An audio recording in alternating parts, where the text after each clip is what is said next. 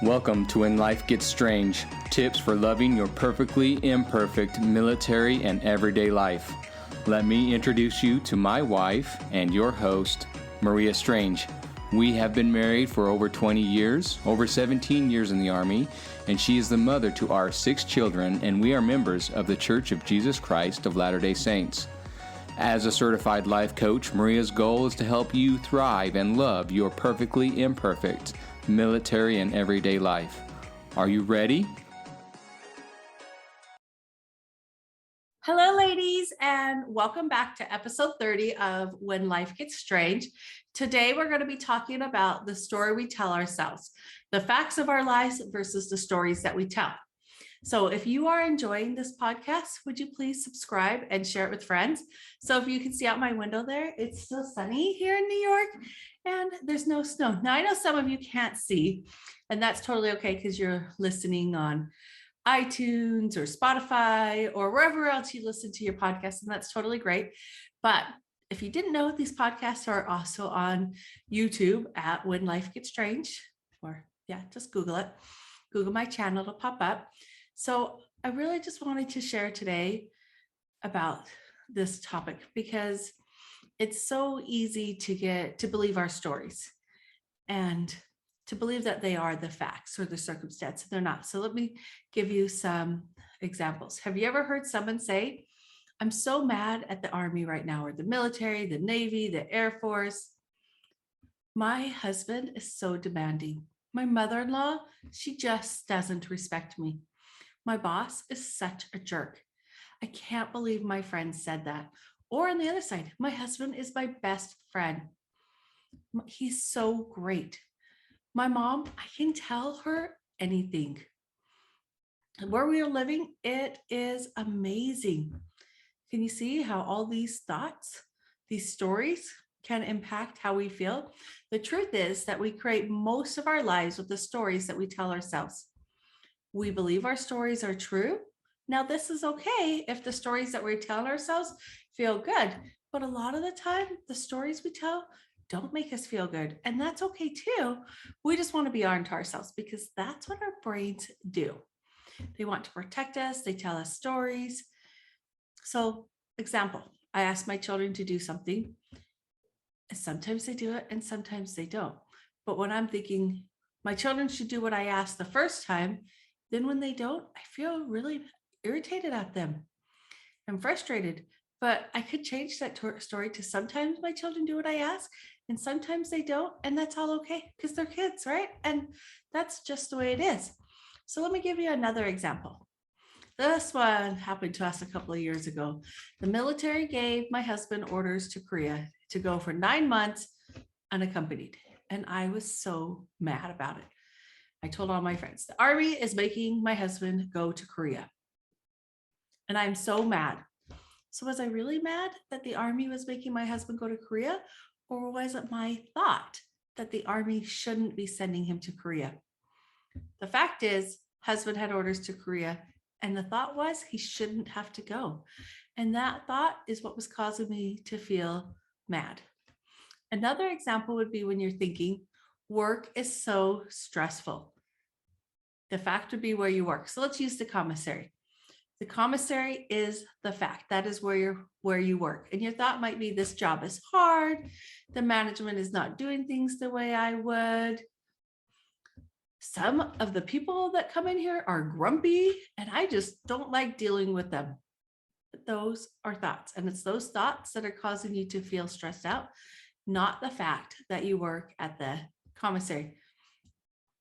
The last example I want to share of how the story you're telling yourself might not be serving you is when someone says something rude about you. Somebody could say something and you don't know anything about it. So you don't think about it. You just go about your day and you're happy. And then you're talking with a friend and your friend tells you, did you hear that so-and-so said this about you? I couldn't believe it. And you're like, that was so rude.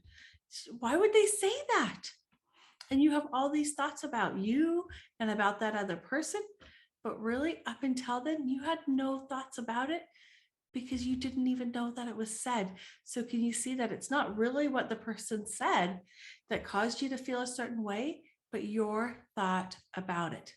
Now, let me share a couple of examples of how the story you're telling yourself might be serving you. Let's use starting off my kids' school. I love my kids' school. I think they have good teachers. I'm pretty impressed with the things they're learning and coming home and sharing. I feel like we have great programs. And so I love their school. And that makes me feel good about sending them. But that's my story about their school. I've heard other parents say how they don't like this or that about the school. And that's okay. That's their story. But I get to choose to like it. I get to choose to like my children's teachers. I get to choose to like the activities they're doing. All of that is within my control. Now, another one. If I think my mom is my best friend, I can share anything with her. That story makes me feel good. But really, the fact is, I have a mom, or you have a mom, and your story is she's your best friend. I can share with her. And isn't that great? Now, what about this thought? My husband is amazing.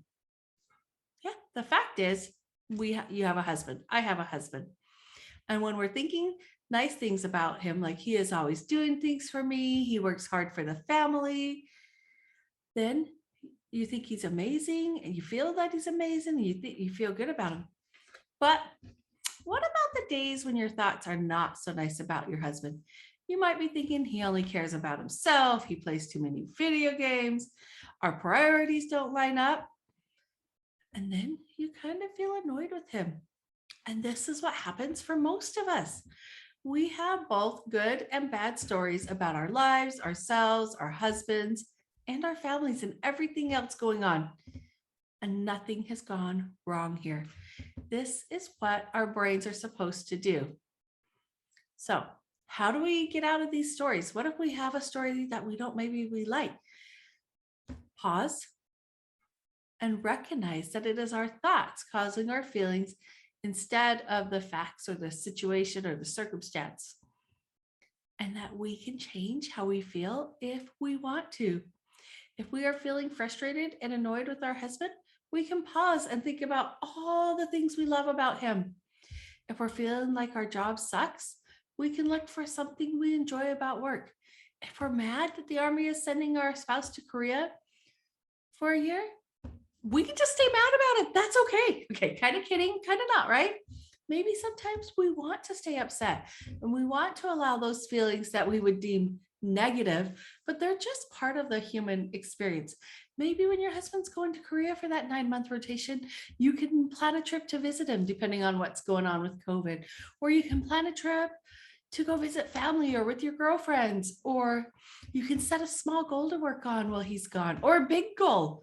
I know when my husband, one of his deployments is when I started going back to school and I learned about life coaching. And it changed my life and it helped me to be a better wife and mother because I decided to not sit at home and pout about the fact that he was gone, but to get out and to do something. You could do that too. And if you want to be sad, take that sadness with you. I think it's totally healthy to be sad and to miss our spouses when they're gone, but that we can still get out and set goals and work on them. We get to choose to think what we like about things, what we don't like. We get to choose how we want to show up in situations, and that's amazing. So if you're in a situation and you're feeling stuck in your circumstance and you're not sure what to do and you'd like help changing your thoughts, that's where I come in. I have created a 12-week coaching program that's just for you. It's for you ladies. I thought of you as I made it, and it's going to improve your marriage. It's going to improve your future. It will improve your day-to-day life. It will help you love your perfectly imperfect military and everyday life. What are you waiting for? Sign up for a free 60-minute consult by going to www.mariastrangecoaching.com/work with me. I have 3 appointments available every week throughout the next month. And then I'll put up my schedule for December. I would love to help you. I would love to be your life coach. Have a great week, and I'll see you next time. Bye.